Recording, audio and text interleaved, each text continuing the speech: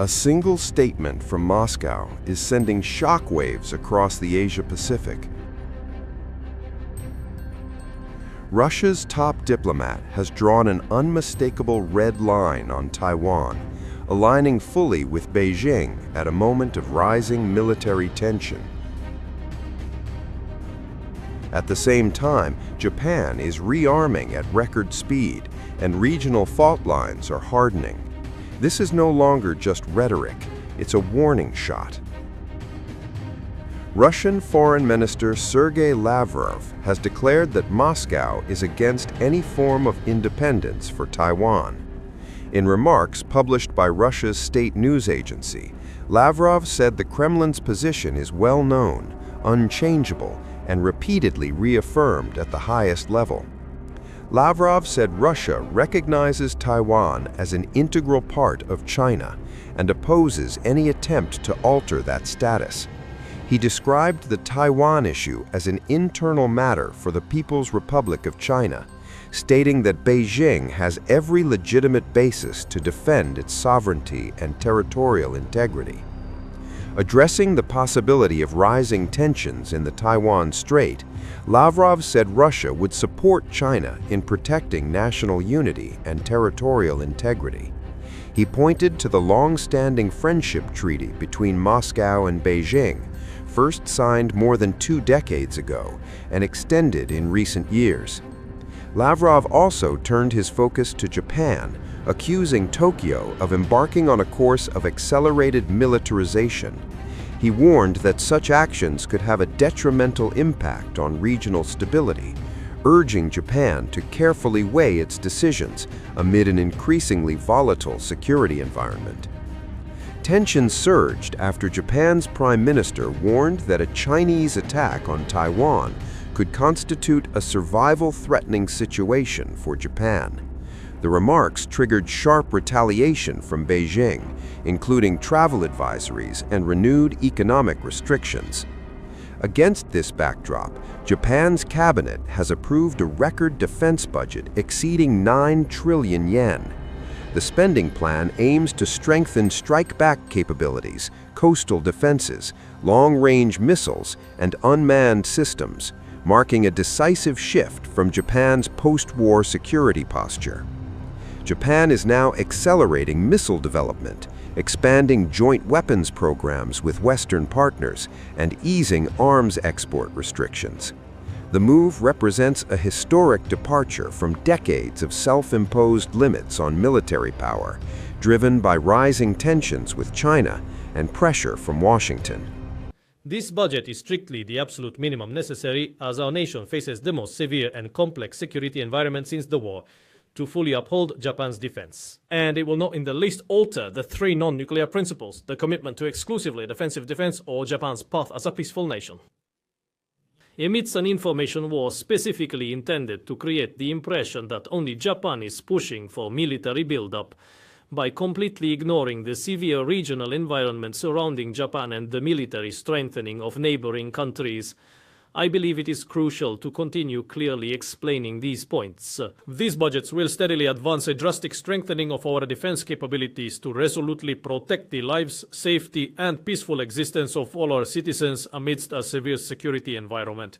I am confident that these budgets clearly express the national will of the Japanese government, both domestically and internationally.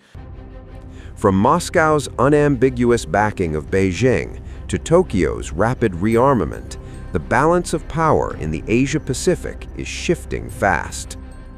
China has announced a fresh round of sanctions against U.S. defense-linked entities and individuals, escalating tensions with Washington over American arms sales to Taiwan. According to Reuters, China's foreign ministry said the measures target 20 U.S. defense companies and 10 individuals connected to them, citing what Beijing describes as repeated violations of its core interests. The sanctions freeze any assets the listed companies or individuals hold within China and prohibit Chinese organizations and citizens from engaging in business with them. Those sanctioned also face travel restrictions. The foreign ministry said individuals on the list, including the founder of defense technology firm Anduril Industries and 9 senior executives from the affected companies, are barred from entering China. Among the firms named are Northrop Grumman Systems Corporation, L3 Harris Maritime Services, and Boeing's St. Louis-based defense unit, which focuses primarily on military and security-related work, Reuters reported. Beijing's move came days after Washington announced an arms package for Taiwan worth approximately $11.1 billion, the largest U.S. weapons sale to the island to date. The announcement drew sharp criticism from Chinese officials, who see any military support for Taiwan as a direct challenge to China's sovereignty claims. The US side openly announced a major arms deal to Taiwan, seriously violating the One China principle and the 3 joint communiques and undermining China's sovereignty, security, and territorial integrity.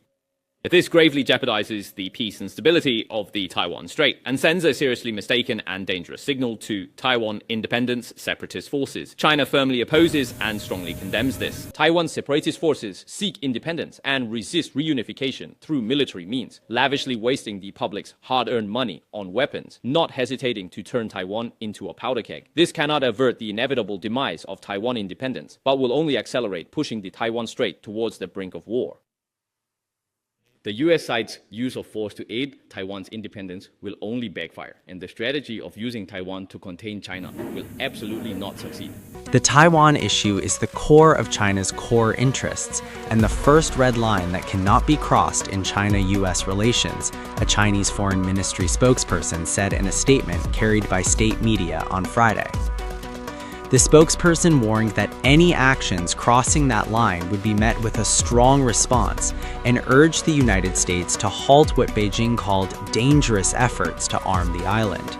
China maintains that Taiwan, which is democratically governed, is part of its territory, a claim firmly rejected by authorities in Taipei. The United States, while not formally recognizing Taiwan as a sovereign state, is legally obligated under the Taiwan Relations Act to provide the island with defensive weapons. U.S. officials argue that such arms sales help preserve peace and stability in the Taiwan Strait, though they have long been a flashpoint in U.S.-China relations. Responding to Beijing's announcement, a spokesperson for the U.S. State Department said Washington strongly objects to China's sanctions. The spokesperson noted that the U.S. policy of providing Taiwan with defensive capabilities has remained consistent across 9 different U.S. administrations and contributes to regional stability. The official also criticized China's broader pressure campaign against Taiwan, calling on Beijing to reduce military, diplomatic, and economic coercion and instead pursue meaningful dialogue with Taipei. Analysts cited by Reuters described China's sanctions as largely symbolic, given that U.S. defense companies generally have a limited business exposure in China due to long-standing restrictions. However, the inclusion of Boeing is notable, as China has historically been a major customer for the company's civilian aircraft. Reuters previously reported that Boeing has been in discussions to sell up to 500 commercial jets to Chinese airlines, a deal that would mark a significant breakthrough amid prolonged U.S.-China trade tensions. The latest sanctions underscore how the Taiwan issue continues to drive friction between the world's 2 largest economies. With military support for the island expanding and rhetoric hardening on both sides, the dispute remains a central and volatile element of the broader strategic rivalry between Washington and Beijing.